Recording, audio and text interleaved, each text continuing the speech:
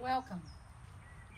You have to change the energy in the air because the events, no matter how many people are here, are very sacred.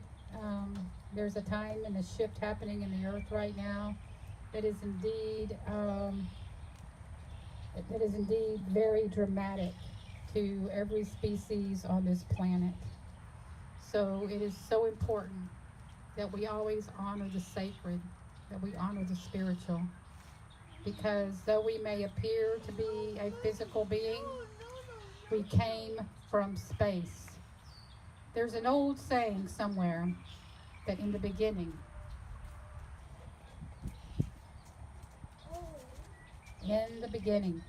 which means there was a beginning. In the beginning was the Word. There's an old saying that in the beginning was the Word. And in the Sanskrit Hindu tradition that I love so much, I cherish the Hindu tradition. They go so far as to say that that word was actually a sound, the word Om. That the word itself was not the words like I'm speaking, but it was Om. And that from every sound, every word, every sentence, it all has its origins in Om, which is the seed, the Bij mantra, the seed sound. So when we know this, we understand that our thought life is form, that what we think about in the most subtle vibration that's in our consciousness, that it actually becomes manifestation, becomes manifested in the world. So there you go. There's your education on the Bij mantra. Thank you. That was beautiful. Oh, you're welcome. Oh, sometimes I wonder what planet I'm from. Um, so the microphone, it's rolling. Yep. We're rolling. So I want to welcome everybody once again to Rowdy Girl Sanctuary, and thank you for participating with me in the chanting. It really helps me to get myself shifted from all the stuff, you know. And yeah, we do have chickens that will be participating possibly. So right now, Tommy and I are going to be doing our story, and what we're going to do is I'm going to kind of tell you my story, and then Tommy's going to tell you his story. So really, it's not, I'm going to tell you, okay, so you ever heard of the word history? Well, there's also her story. That's right. Okay, there's her story, and so her story goes like this. One day I was, I married Tommy twice, and for those of you that don't know our story, we've been married twice. We were married back in the 90s for, 6 years, 7 years, almost 7 years. We divorced, and then 10 years later we remarried. And I think it was 10 years. He will correct me. Anything I'm wrong about, he will correct, I promise. But we remarried, and we've been married now. This month will be 8 years, which is the longest we've ever been married. Yay! I know, right? So you put those together, we've been married 15 years. And in between the time that we were married the first time and the time we were married this time, we always, remained somewhat friends. There was some time in there that we didn't talk really, but Tommy and I have always had a connection. So when we remarried this time, it was like nothing could change it. Nothing could stop it. Nothing could break us up, ever. Well, it just so happened that going vegan kind of messed it up a little bit. And I'm born and raised from Texas. And, born and raised in Houston, went to rodeos, had a collection of leather boots. Always prided myself on the fact that I was from Texas. I had not only a collection of leather boots, but expensive leather boots. I really loved my boots, and I went to great lengths to find very unique patterns and spent a lot of money on my boots. I also loved leather clothes. I had leather pants, leather vest, leather, leather, leather. I loved leather. I had skins on the floor. Yeah. I never thought a thing about it. Most people in Texas or elsewhere, really, they don't think about it. I know I didn't. And even though, I'm from Texas, gosh, I'm 60 years old, so it's been, oh my gosh, 40 years ago, I started practicing yoga. Wow. That's crazy. Oh my gosh, I need to retire, for real. No, I'm kidding. So 40 years ago, I started practicing yoga, and through the years, I got my teacher's training certification from a couple of different yoga outfits, and started teaching yoga. I had my own yoga studios, right here in Lake Jackson. I had one for 6 years, and I love teaching yoga, and yoga was a big part of my life. And in teaching yoga and in going to different yoga schools, I learned the word ahimsa. I learned about ahimsa and nonviolence. And, and I practiced vegetarianism. I practiced even going raw for a while. Good night, good afternoon.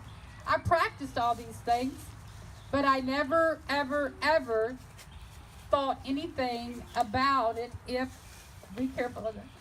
Yeah, I never thought anything about it if I was to, eat animals again. I mean, I went back and forth. I'd eat animals, I wouldn't eat animals. I'd practice it for a while and I wouldn't. But I never did it for the animals, okay? It was something that I did because it was what I wanted to do for my yoga practice. So when I moved here and started, me and Tommy remarried again in 2010. And so when I moved here, I brought my leather boots, I brought my leather clothes, I brought everything, with me, and I still practice yoga. I practice yoga. So like a lot of people, a lot of Westerners out here in the world today practice yoga and eat animals. Mm-hmm. There's a disconnect.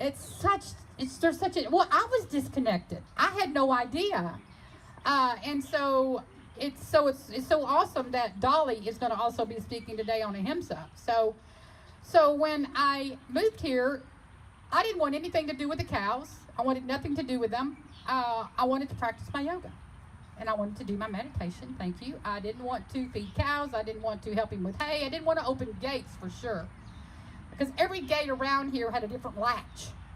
And I could never, even if I wanted to, figure out, I just didn't want to. It would mess, I couldn't walk out there in my heels, and I came here with a lot of high heels and a lot of business suits and dresses and such. And today I don't even, if I need something fancy like tonight, I'm going to the Mercy for Animals thing, and so I got me a new outfit because I don't have anything, and so, but I didn't buy any heels. I bought flat, nice shoes to go with it. So, and so I don't have anything like that in my closet today. So anyway, I came out here not expecting to have to help him with the cows in the ranch. That was his life. I didn't ask him to do yoga with me. Well, sometimes I did. But he had his life with the cows and I had my yoga, but he wanted me to help him. So the way he got me to help him was he told me about these two little baby cows. Some of you that know our story know. And one of those little baby calves was Rowdy Girl. And Rowdy Girl became she was my vegan. A lot of people always want to know, well, who was it that inspired you to go vegan? My inspiration was Rowdy Girl. which is why the sanctuary is called Rowdy Girl Sanctuary. Oh, so sweet. And so Rowdy Girl was a little baby. I bought her for $300, and I also want to take a moment to remember Bobo. Bobo didn't make it. She had a failure to thrive disease, died very young. But Rowdy Girl thrived. And I fed her twice a day, every day. She came bouncing to me. She was very rowdy, hence the name. I mean, she was always kicking her heels. Always kicking her heels. She still does that. You know, and today she's the leader of the pack. And you know, Rowdy Girl, before we became a sanctuary, was not the leader. Wow. Wow. She was not. She was like in the mixer. You never even saw her in the front. Do you know? That's why I believe in spirit. When we became a nonprofit, Rowdy Girl became the leader of the herd. That's beautiful. It is. And to this day, Rowdy Girl, Houdini right behind her. It's amazing. And so Rowdy Girl became, as I would feed Rowdy Girl was feeding me. It's like I was feeding her, and as I fed her, I started seeing through her energy the rest of the herd. And I would get lost in it. I would feed her until that bottle was gone, and as I was feeding her, I would witness the herd. And I never paid attention to the cows before. They were just there. But all of a sudden, in feeding Rowdy Girl, they were someone. I began to see people. Wow. Wow. I began to see them, their personalities. I began to see that what was once a herd to me, just a herd of animals, was now individuals. And I began to identify them, you know, and I began to watch Tippy. Tippy was the babysitter, still is. You know, he will still be a babysitter out there. I've watched him. And I would watch the mama cows go, because they needed to go eat or do whatever they did, and they didn't want to leave the babies, so, you know, they would moo or something or just look. And all of a sudden, Tippy would come over, and mama cow would walk away, and Tippy would take care of the baby. And I was like, what? You know, the first time it happened, I thought, oh, no big deal. But then it started happening over and over. Over and over, I watched this. And I was just like, oh, man, this is amazing. You know, why was I so shocked, y'all, that cows love their children like you and I would love ours? Why was I so shocked? Yeah. You know why I was so shocked? Because we're desensitized. We're not programmed to see them as living beings that deserve our love and respect. We're programmed to see them as food. That's the program.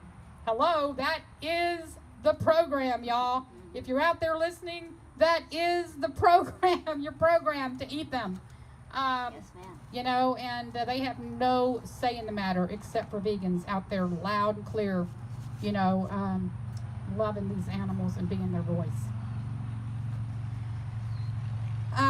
So anyway, I digress, because for a moment I have to just say that these animals deserve our love and respect. They really, really do. And I saw them, and I began to come back and forth into my world with Tommy, and we would have a lot of fights because I was seeing the cows, and he was telling me, you know, Renee, you have to stop, you know, naming the cows. You have to stop, you know, seeing the cows that way. They are the way that, you know, we pay the bills around here. How are we going to pay the tractor notes? How are we going to pay for the, you know, the insurance? How are we going to pay for all of these things that come due if you keep doing this? You know, we have to take care of the property, and we do that with the cows. And but even though I wasn't vegan at the time, I was having really, really a hard time with it. Terrible time. And because my conscience started bothering me. You can't have a conscience about the animals you eat. You can't have one, or you won't eat them. You know, if you have a conscience about the animals you eat, if you know that when you slice open a chicken or a cow or bite into a hamburger, that you're biting into Rowdy Girl, doesn't that just make you go sick? Yeah. Oh my God! Or cinnamon, Yeah. or Penny. Yeah. You know, how about a nice bacon and lettuce and tomato sandwich? Oh, by the way, that was Penny. Oh no. Oh, sorry, Penny. Or Gizmo, or Roo, or Ivy. No. You know, there's something very, very wrong with our society. Very wrong. And it even goes all the way back to religion. You know, that religions teach us that it's okay to eat animals. In fact, it condones it. And so we have to even go beyond religion to understand. And I won't talk about that right now, but I will just go on to say that we use our compassion, our true compassion, our true voice, our true inner voice, our true inner ear that tells us the truth about these animals. Anyway, 6 years passed. It was about 6 years. And I'm going to fast forward a minute. In October of 2014, I went vegan. October 31st. I'm a rancher's wife, y'all. Yeah. Ranchers' wives aren't supposed to go vegan. And, you know, it didn't happen easy. It took 6 years Wow. of seeing these cows. Wow. It took 6 years of my heart breaking. Every time those babies would go to the sale barn. First time they went to the sale barn, that was what did it for me. I had never witnessed cows being loaded into a trailer, babies, little babies, 6 to 9 months old. Imagine loading your children in a trailer. You took care of them for 6 to 9 months, and you know, you really treated them good. Tommy used to say they only have one bad day, and I was like, what? You know, we betrayed we betrayed children. We took children away from their mothers.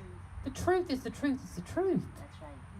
You know, and so when I would watch these babies be loaded into the trailer, and the door would slam shut, and the trailer would go down the pasture, go out the road, these mother cows would chase the trailer. The trailer would take the turn up that long highway, and these cows, y'all, would go running up that long highway as far as they could see that red trailer, crying. Crying. That happened twice a year. The first time it happened to me, and I feel like it happened to me, because something happened to me when I saw that the first time. I broke down, and something broke in me. I was, you know, I guess maybe it was because I've been practicing yoga for so many years that it something snapped in me. You know, because I knew the word of Him so unconsciously, maybe it was something snapping in me, because when I saw that happen the first time, I was in shock. The mother's crying, the baby's bug-eyed like this. All of a sudden, the pastures were empty of the children. There was a silence in the air. The silence was so loud. The silence was so loud. I can just imagine right now all the babies, you know, the children that we have here, all of a sudden them not being here anymore. The silence would be deafening. And that's the way it was. It was deafening.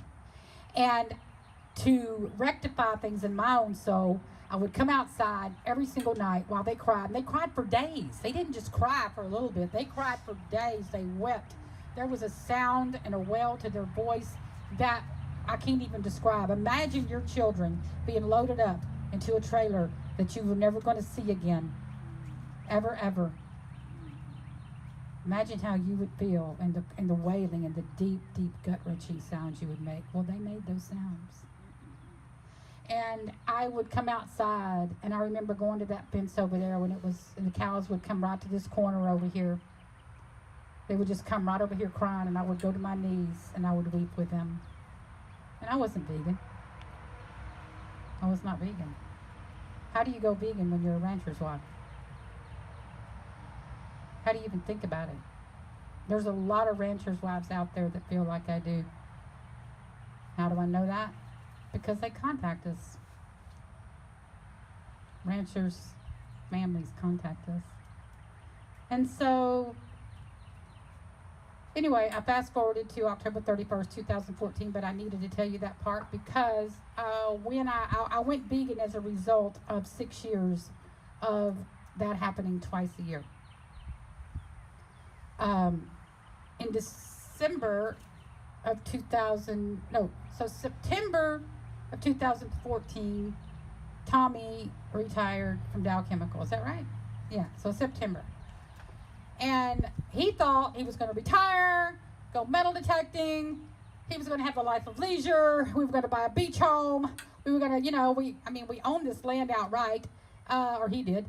It was all paid for. We owed nothing on it. We were going to buy a beach home. He was going to, retire and be the man of leisure and go metal detecting all over the world and, find treasures and then I go vegan. Oh my gosh. And then I started Sanctuary. Long story short is, because I want to get my husband up here to tell the history of his, tell his side of the story. The last time the baby calves were sold for slaughter was December of 2014, Tommy? No, it was February of 2014. February of 2014. Yeah, I get my dates confused. February of 2014, the calves were sold for slaughter for the last time. From February to October was the main time I went vegan. That was when I was going vegan. I didn't know it, but I was watching all those slaughterhouse videos. I was really, becoming a blubbering soul. I was having all kind of problems. Telling Tommy, how can we do this? I went humane for a while. I bought the humane milk and the humane everything, and I was eating our eggs because, after all, the chicken laid their eggs for me. And so everybody always says, what do you do with the eggs? Well, I used to think that too. What do you do with the eggs? Well, today I don't worry about their eggs. Their eggs, I feed them back to them. They need it more than me, that's for sure. And so, anyway, I went vegan, and our world fell apart. The world me and Tommy knew fell apart. It was as if our whole world was cracking up. I was hollering at him every day, calling him a murderer, and we had these dead heads all over our wall. We had deer horns everywhere, and I was, all of a sudden, y'all, I don't know if y'all feel this way, but when I went vegan, my DNA, something happened in me. It was as if I had a complete psychic change, It was like a psychic change. It was instant. It was like somebody turned the lights on. They were always like, I was eyes wide shut. There's a movie about that, with Nicole Kidman. But all of a sudden the lights were on and I could really see. Heightened awareness, heightened intuition, heightened everything, heightened. Talk about compassion. Oh gosh. Whoa. I was all of a sudden like, do not kill a spider. Do not, no roaches, no June bugs, no mosquitoes, I was like, oh my God, all these little insects I used to kill. I was like, no. Today in my meditation room, there was this great big spider, a huge spider. I was like, hello, baby.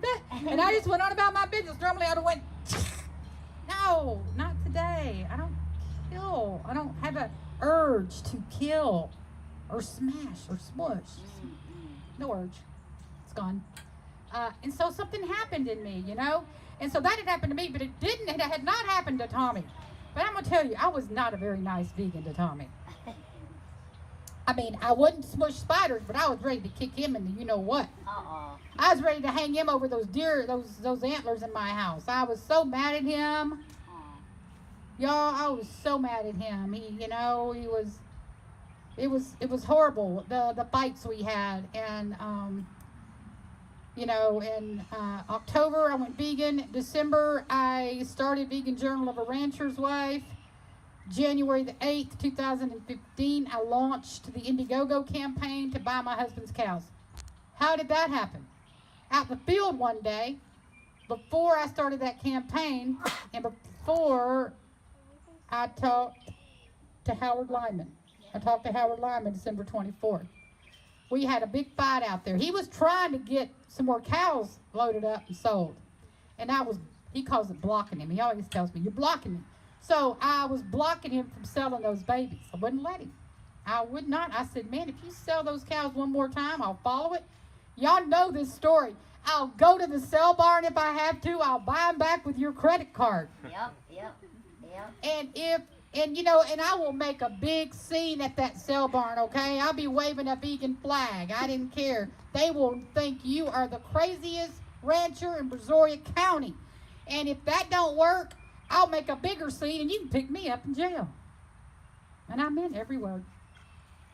He knew I meant it. He knew I meant it. So, he didn't sell the cows. And they were out there. And he has another side of this story. He's going to tell it. But, I wanted to buy the cows. And so he thought I was nuts. I said, Tommy, because he was going to sell the whole herd. He said, well, you know what? If you're not going to let me sell these cows, you're going to block me, I'm just going to sell out. And I knew what that meant. He knew what that meant. That meant divorce. So, and that was what we thought would never happen again. Our second time, nothing would split us up. And here we were about to get a divorce because I went vegan. I wouldn't leave him because I was afraid he was going to slaughter the cows. He wouldn't leave me because he didn't want to leave me with all the land. We were at a crossroads. Yeah. And so he said to me, all right, you think you can buy my cows? You go ahead and try. He didn't believe I'd do it. I said, okay, how much? He said, well, I could get probably $40,000 at the sale barn. I'll give them to you for $30,000. I said, all right. Well, unbeknownst to him, I'd been doing all this stuff behind his back on Vegan Journal of a Rancher's Wife. He didn't know anything about that page I had. I still have it. Vegan Journal of a Rancher's Wife. If you haven't seen it, look it up. That's where I do most of my hardcore activism. So if you want to follow that page, beware. That's the page. So anyway, I started raising the money on Indiegogo. And Kip Anderson is the one that gave me the inspiration to do that. Kip Anderson is the director, co-producer of Cowspiracy and the director. And he's on our board of directors and has been since the very beginning. Wow. Y'all. Yeah, give a hand for Kip. Awesome. Yeah, he's such a role model to us. And somebody I can call on the phone anytime and talk to, which is amazing. Just to be able to talk to him. And if I don't reach him, he always calls me back. He's just a great inspiration, mentor to me. And so there you go. I started the Indiegogo campaign, and less than 4 months, I bought my husband's cows. Hey. I raised $36,000. Wow. Bought his cows, and in the meantime, I had started a nonprofit with the help of a man named Drew. Used to work at Farm Sanctuary, and he helped me form the nonprofit. So in that same 4 months, we had a 501c3 nonprofit. And when I bought the cows, I immediately donated them and put them right back into the nonprofit. And so we had the first ever beef cattle ranch conversion documented in the country or the world that I know of. Wow. Yeah. Beautiful. Pretty crazy. So People that's wonder how I became a rancher. My great grandfather was a rancher back in the 1800s. These brands were his. And in those days, you didn't have to have land. You didn't have to own it. All you had to do was put the brand on the cow, and It was, you know, nobody could take it. It was open range back then, and you let your cows run wherever you wanted. If you had land and you didn't want cows in it, you had to fence them out. This went on until about 1936, and that's when my great-grandfather died. During that time, he ran cows between San Antonio and Houston, where he had a slaughterhouse. And in the later days, he moved his slaughterhouse to Alvin. It was a smaller operation then. And when he passed away, my grandfather, you know, World War II was coming up, and the ranching business kind of dissolved. And my father quit school to go to World War II. He never became a rancher, but he was, you know, he was highly involved in living off the land. They raised, you know, cows, and they hunted, they fished. He taught me to survive. He actually went to Vietnam also, and he was a big proponent of knowing how to take care of yourself and survive. You know, they always taught me not to torture animals or hurt animals, you know, but they were big hunters. And, you know, if you shot a deer and made a bad shot, it was, you know, that was really bad. When I was a kid, some of the kids at deer camp shot an armadillo, and we had to eat it, and that was the last time we shot an armadillo. Anyway, we didn't shoot animals that we weren't gonna eat. We, you know, everything we shot, we ate. So anyway, a lot of people wonder how I became a rancher. Well, just being a hunter and owning land predisposed me to the ranching business, because if you own land in Texas, and probably other places too, and you don't run cows on it, you actually pay a higher price in taxes. The government has everything kind of rigged, you know, to farmers and ranchers. We'd like to see more organic farmers and less farmers, you know, that are 10,000 acres and they use all the chemicals and everything. Anyway, I owned a lot of different land. I like to buy and sell land, and I leased my land to ranchers early on. I leased the family land to ranchers. Ranching is really hard. It is not easy to take care of animals and grow the hay. Yeah. Anyway, when I bought this place, I had never had animals on any of the other land. I had people that raised animals on my land, leased it. When I bought this place, the lady had about, I think it was about 15 cows. And I said, what are you gonna do with those cows? And she said, well, we can make a deal on it. So I made a deal. All the cows stayed with the land, and I was an instant rancher in 2002. Wow. And you know, I took my first load of cows to the sale barn, and I'll guarantee you, I felt really bad. You know, because when you're out hunting, at least the animal has a chance to get away and die of old age. Whereas a cow raised in the United States, it's going to die young, more than likely. Mm-hmm. There are very few cows that die of old age. Yeah. And the saying is in the ranching industry in Brazoria County, from the people that I know, is if you got a problem, get rid of it. Just take it to the sale barn. Well, I never was a really good rancher, and I'll admit that right off the bat, because my buddies that are good ranchers would tell me, you need to get rid of this one, and this one. And I already thought, well, yeah, I'm selling their babies as it is. I'm not going to get rid of this old cow. You know, she's been here longer than I have. And so there's actually still one cow here on the place that was here when I bought it. What's her name? That muley. Okay. Got big ears. And anyway, I sold, like Renee was saying, I sold the babies. You know, she said 6 to 9 months. I usually like 9 to 12 months. and I did that, and I always felt guilty when I took them to the sale barn. But you know, I ate meat, and she ate meat, and I'd tell Renee when she give me a hard time about it, hey, what are you eating? You like filet mignon, and you eat hamburgers, and your favorite food is, you know, Chick-fil-A.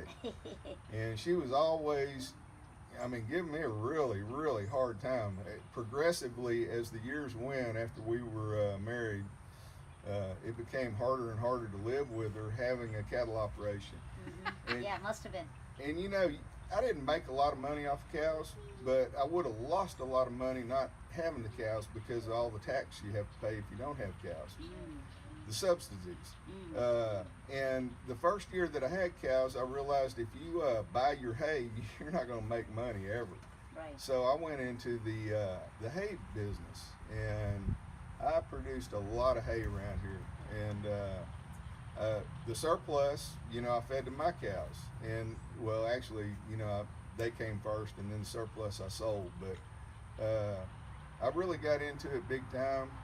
You know, for a 96-acre plot of ground, I made a lot of hay, and I sold average about 15 head of animals a year, and they were all the babies. I never sold the old ones.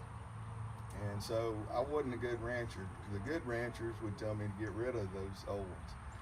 Anyway, this went on until Renee started watching slaughterhouse videos like constantly, and Planting the so she laid claim to, of course, Rowdy Girl, because she paid $300 for her, and she laid claim to, you know, Houdini, and they were the two that were giving us the problem in the fall of 2014. She had already been blocking me severely for selling the animals, and in 2014 there were still barbed wire fences out there in front, and Rowdy Girl had learned to slip the fence. As she got older, she kind of got out of it because after they get bigger, they can't slip between those wires as easy. But she had taught Houdini to do it. At that time, we were calling Houdini Whiteface. I was calling her Whiteface, you know, just because she had a white face. But my rancher friends that were driving up and down the highway would see the cops out there and trying to get them in. And they'd call me up, Tommy, you better get out there. The cops are there again. That Houdini cow is back out on the highway. And so that's how Houdini got She got her name. Yeah. Up to the last time, you know, an officer was here. Renee was gone. She said, Tommy, I'm going to have to find you today. And I said, don't find me. My wife has gone vegan. She won't let me sell the cows. And, you know, she goes, oh, you're kidding. And so I immediately thought, okay, I got this going the right way. I reached in my pocket, gave her Renee's card and said, why don't you find her? She goes, okay, next time I'll get her or find her. And so here comes Renee home. She left, so I got off without the fine. And, you know, Renee comes home and I said, hey, you're fixing to get fined. My hay compound sat right out here where all the chickens are now. And so she goes, what are we going to do? And I said, well, I guess we're going to have to put them in that hay compound because it's got, you know, the wire netting fence. They couldn't slip through. Yeah. And we put them in there, and immediately, oh man, they started going to town. And this is in the fall of 2014 when, you know, I'm needing the hay for the upcoming winter. And so they started munching on the hay like crazy. And just ruining all my plans. And so I can't sell them. And then Renee goes, you know, vegan somewhere in here. And anyway, it was just a big mess for me. And I like to tell people here lately that I had veganism shoved down my throat. You Lucky know, you. I'm kind of proud of it now because. That's well, awesome. Awesome, Tommy. Awesome. Proud of it now. Well, I really am because, you know, how many people my age has an epiphany and sees a different way in life? Well, there's some, but most of the people I know in the cattle business, unfortunately, are probably going to die in the cattle business. Yeah. I do see a big trend changing. I'm proud to be a part of that. Wow. But you know, I think it's going to be big to us, but it, you know, they don't know what they're in for here lately. Things are starting to change. That's right. All right, Renee. What? Did I miss anything? I tell my story different every time. Well, don't we? You know, I mean, it's not that we tell it different so much as we just remember different things, right? I mean, I know you left some stuff out for sure. I always do. When you went vegan in May of 2015. Remember that? Oh yeah. That's awesome, Tommy. Yeah. May Yay. 2nd, and the reason that I went vegan was first, you know, since my dad had died of a heart attack when he was 62, I decided that I was going to eat more like Renee. This started like in January of 2015. Well, I'm going to start in probably late January because I was pissed off for the whole month, probably. And she talked to Howard Lyman on Christmas Eve night, and he kind of tamed her down a little bit. Said, you know, What? she shouldn't be calling me a murderer and this and that. And so, you know, I felt like and the only reason told her I'd sell her the cows, I really didn't mean that. I was just trying to buy some time. I didn't think she'd be able to do it, just like I didn't think she'd be able to find the sanctuary for Rowdy Girl the previous year. Wow. Whenever she first started causing us problems. And Amazing wife, and yeah. Houdini, she had tried to get rid of them before she even became vegan, and she couldn't. No sanctuary would take them. That was I think I heard her 2 or 3 times during that, before she became vegan, why don't we start a sanctuary? And I'd say, that isn't gonna work here. You know, that's stupid. And I was still saying it was stupid right up to the time that, you know, we were in this battle of potential divorce and all that. And you know, I told her that stuff happens in New York and California. It will never work here in Texas. And she proved me wrong, as she does quite a bit. And, Amen. Amen to that. I love it. I love it when he says that. No, I'm kidding. she's not always right. Y'all know that. Most of the time. Kate's right some of the time. All right, what else? Well, I mean, you know, yeah, you gotta put the mic in here. You know, see, because what's going to happen? We're recording this for YouTube, so it's going to sound like I'm so dominant. Ah. Okay. What else is new? Tommy likes to say to me, Renee, you're so dominant. I'm like, okay, I'll do my best to Tame down. I'll do my best to be shy, demure, and obscure. Well, you know, it doesn't work too good for me. You know, how could I you know, if I wasn't, this would have never happened. I mean, That's you know, right, it that's takes Courage. and stamina, and sometimes to be pretty dominant. I had to be dominant with him, y'all. I mean, seriously, he was, y'all, if y'all would have seen, one of these days, I believe that our story is going to be on the big screen.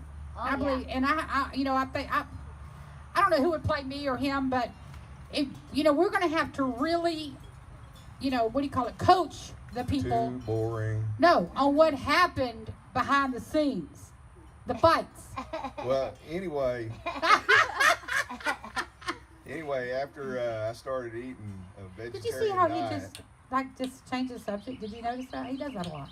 well, you asked me to say this a minute ago, Okay, and go I never ahead. got to it. After Yeah, I 'cause you started look so good vegetarian now. diet, you know, I started losing weight, and I started feeling better, and I lost quite a bit of weight. And Yeah, you I've look gained- so good, Tommy. Well, I've gained a lot of that back. That's Not okay. really. That's But- okay. But on May 2nd, we had a bunch of people here. We had sponsors, So Delicious and Follow Your Heart with the Cheese. And after I got hold of that, I you know, I bought into this vegan thing. I'm going to get with the program. I've been vegan ever since. Wow. You know, first it was for the health. Then I started, you know, with Kip Anderson's Cowspiracy.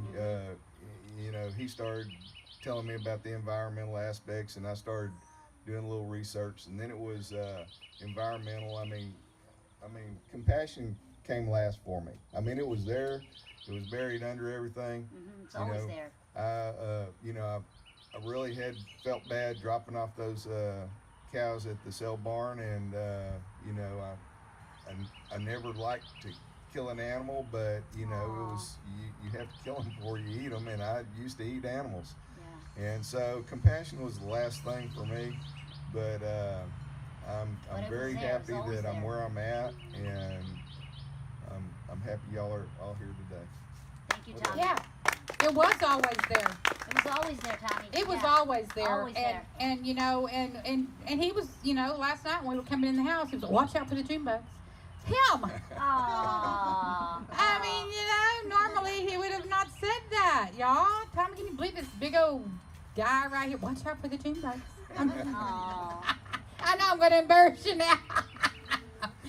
Well, you know. Am I done? He's Huh? the best. He's the best. What I'm else is done. I mean, he's done. Okay, well, you know, before we say we're done, I've got to do this, y'all, because I don't want to forget. In Corpus Christi, y'all, in Corpus Christi, June 23rd, there's going to be a Veg Fest in Corpus. And it looks like it's going to be a nice one. And Dr. Chawla is going to be a speaker. She's here. She's here today at the sanctuary. I'm going to be speaking, and also one of our other board members, Jane Velez Mitchell, Oh, yeah. is going to be a speaker, and she's coming to Texas twice, and this summer. And so also Clifton Roberts, the Humane Party candidate, Awesome. which is awesome, and Robin Everson and Dotsy, somebody, I can't read that. But yeah, y'all got to come to this in June Yeah. in Corpus. And we're also looking for volunteers to help us with our table that we're going to have there in Corpus. So if you want to volunteer for that, we certainly could use the help. And in May, right before that, in May, we're having our Vegan May Fest. Woo-hoo. And yeah, and so Jane Velez Mitchell will be here also coming for that. Awesome. Linda Middlesworth, do y'all know her? The Bee Dog lady? Oh, yeah. You heard of Bee Oh, Dog? Yes. You see my plant-powered pooch? This is my green for today. Awesome. Plant-powered pooches, y'all. Bee Dog. Bee That's Dog, Linda baby. Middlesworth coming from California, Sacramento, California. Awesome. All of our dogs are vegan now, too. Yes. Yeah, they're all vegan. They all do Bee Dog. Woo-hoo. And they're very healthy. Yes. B-Dog, baby. They're very healthy, all 8 of them. And Salish Rao is going to be here. Yes, Dr. Shailesh Rao.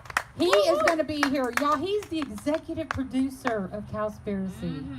And I think also of What the Health, I believe. Yeah, yeah. He is on both of those. So he, and he's such a humble man. You don't ever even know it unless you just find it out. He's going to be here at the sanctuary speaking on the environmental impact of animal agriculture on our planet. Dr. Ted Crawford. Do you know him, Dr. Shaw? I'm Facebook friends with him. I know. I've never met him. I have met him. I've heard his story. When I spoke at the Veg Fest in Sedona last year, he was a speaker. Oh, a wonderful speaker, Dr. Ted Crawford. His story of growing up on a ranch is amazing. And as a doctor, the way he's taken all this into his practice. So he'll be coming from Colorado, I think. Wow. Don't get me the line on it, though. He might not be. Maybe somewhere else. And then Kat Mendenhall. She's our vegan bootmaker and our vegan yeah, chef from yeah. Dallas. Wow. Dallas, Texas, coming to speak. So we're gonna have who's our sponsors right now? 269 is one of our sponsors. Marco Vigano is in the audience here. He's one of our sponsors. Yay. He makes the beautiful pottery and has donated so much of his love, time to Rowdy Girl Sanctuary. He's one of our members. Him and Yvonne both are members. And so thank y'all for coming. And other members, Dr. Chawla is a Rowdy Girl member. Yes, we appreciate that. Any other members here that I'm not acknowledging? Kat is one of our employees here. She is an adoptive parent of Charger. We always want to acknowledge these things. And of course, Charles is here, and he just adopted us. So Charles just adopted us. He takes care of us in so many ways. So that's this. Who else is sponsoring the event that I've left out? There was one more. Redfin. Redfin. Yeah, Redfin's a real estate company here. And then there's Teresa Downing with Local Harvest as a vendor. And Anybody else yet as a vendor? We need vendors. Please tell your folks that that want to, have their wares to sell to become a vendor. We need to get vendors to sign up for the Mayfest. Okay, so that's that. We have a membership program. If you haven't thought about becoming a member for as little as $15 a month, you can really help us here. That's all it takes is $15 a month to really make a big difference for these animals. Because we have 102 members? 107 members. Wow. Our goal is 200 this year. Oh my gosh. So that when we have that many members contributing every month, then that way I don't have to fundraise so hard. Y'all, it makes it such a difference. And so we appreciate that. And that's about it. We have retail. This is our latest sticker. Oh, yeah. Vegan, because you're worth it. Oh. Isn't that cool? And we have a tote bag to match. This was a brainchild of Kate. She's in the audience too. So this was one of her brainchild, and it came to life. We love it. Okay. All right. So put your hands together for Rowdy Girl Sanctuary, particularly my husband.